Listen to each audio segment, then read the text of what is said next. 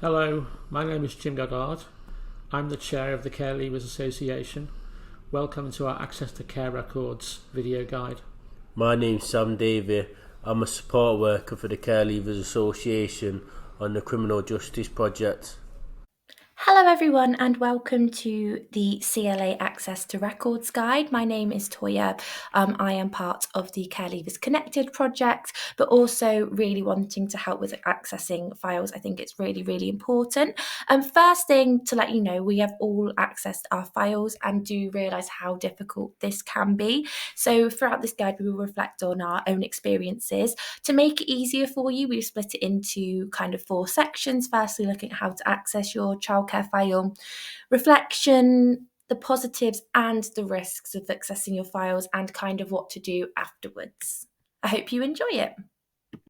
Before we do get going with the guide, I just wanted to let you know a little bit about the Care Leavers Association.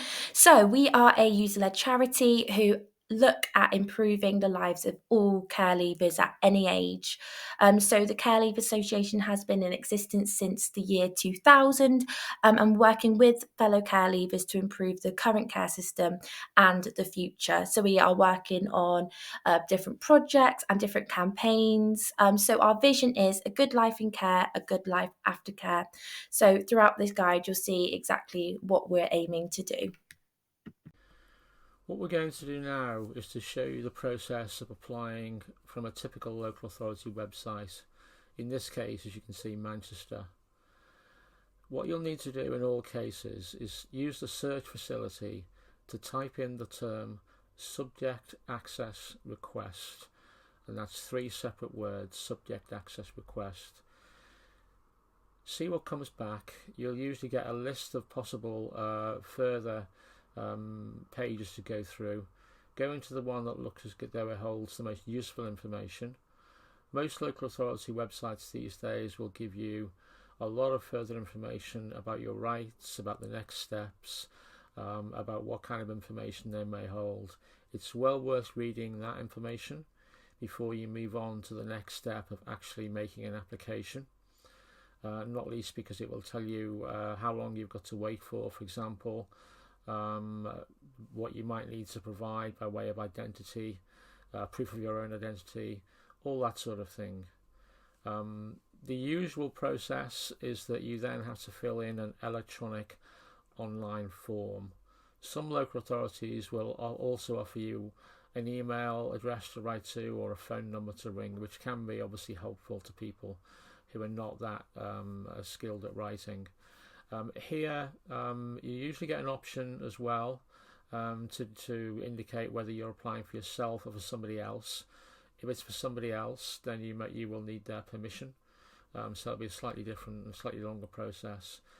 What you'll then get usually is a form like this, an online form asking usual things: name, address, date of birth, that sort of thing. They may want to know little bits about where you were in care, when you were in care, in case that helps them access the file. They will also, and they may at this stage, ask for proof of identity, such as, for example, a photograph of your driving licence or something similar. An important thing that you probably don't know is that every child in care has a file kept on them. And up until 1989, local authorities were actually allowed to destroy these care files a few years after you left care, although not every local authority did this. So it's still worth having a go and applying for your files because it might still be there. And we can help you with this as well. Here we're looking at a charity website, using Bernardo's as an example. Same procedure as with local authorities, just use the term subject access request, see what you get back. As with local authorities, you get several responses. Always worth reading the bit about your data, your rights, any page with that sort of title, because it explains to you what you can expect, what you have a right to, what you need to provide, and in this case what the particular charity, Bernardo's, offers by way of support, contact information and so forth. Most charities and local authorities, as I mentioned earlier, are quite good at this. The form itself, as you'll see, it's a bit old school because it's a downloadable Word document. Some local authorities have the same option. There are pros and cons to this. What it does mean is you can print it off and fill it in your own time, but then you do have to, get a stamp, post it, all the usual old school snail mail stuff. It will ask you for pretty much everything that anybody will ask: age, date of birth, where you're in care, when you're in care, as much information as possible, really, to get you the file. Remember, as with the local authority files, you will need to provide proof of identity. They often ask you, as in this form, what sort of information you need.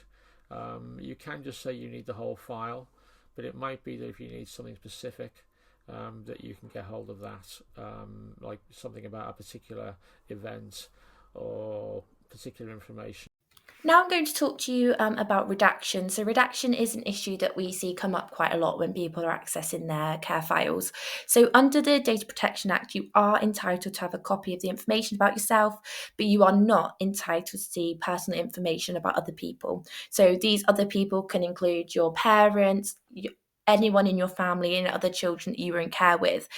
So this means that the local authorities will actually go through your care files and redact the information. So they cover it up, often with a black line, cross it out, information about those other people.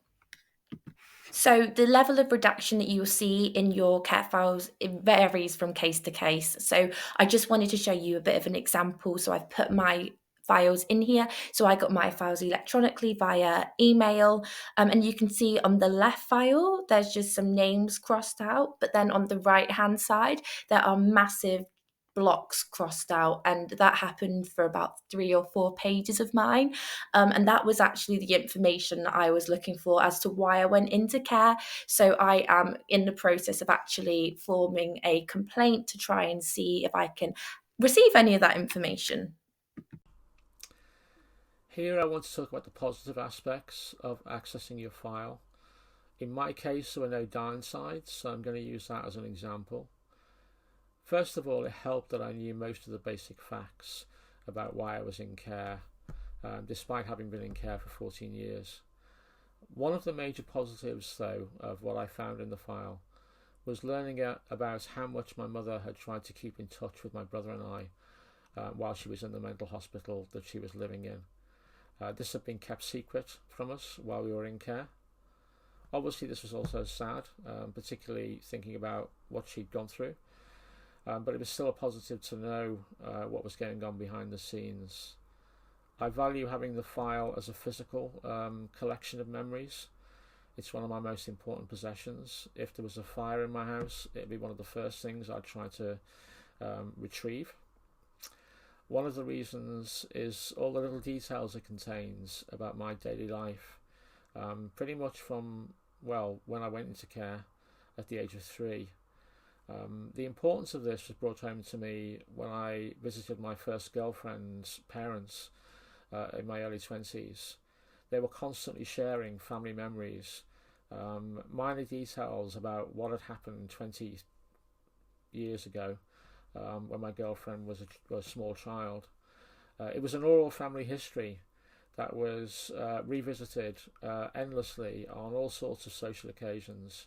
I realised that I had nothing like that, or nothing very close to that, because of how disjointed and fractured my family relationships were, and how isolated, by comparison to her experience, my life now was after I'd left care.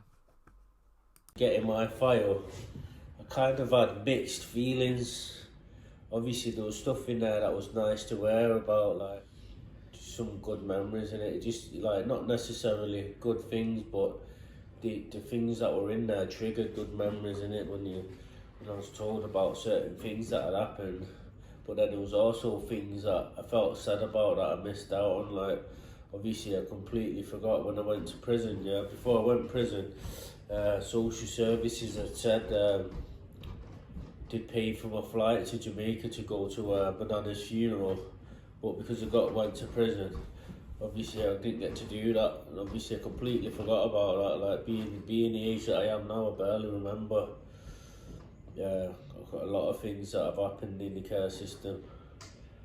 But yeah, when I found out that my name went on loads of black reviews, that was kind of shocking, innit? Because to be fair, I remember him having meetings at my school, innit? And sometimes I just chose to not want to go there, innit? Because I was a kid, innit? I didn't want to sit in a room with all these people, like, do you know what I mean? It's embarrassing. Imagine your mates walking past you and you sat with all these people from all that. Do you know what I mean? I want to be picked on.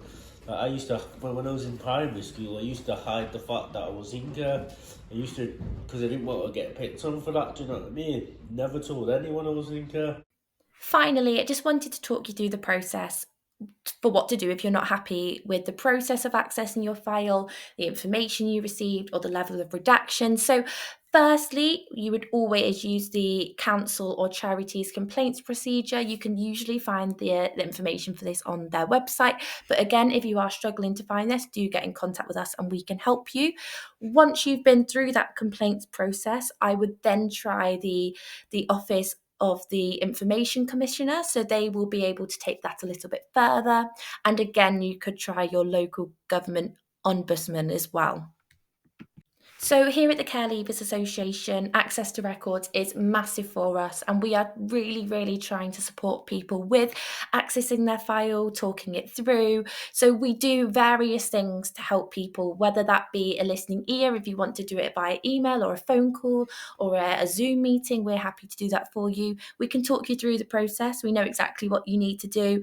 If you need help to find your local authority, and we're also in the future going to be looking at doing in-person groups for people to come together and talk about their own experiences with accessing their file.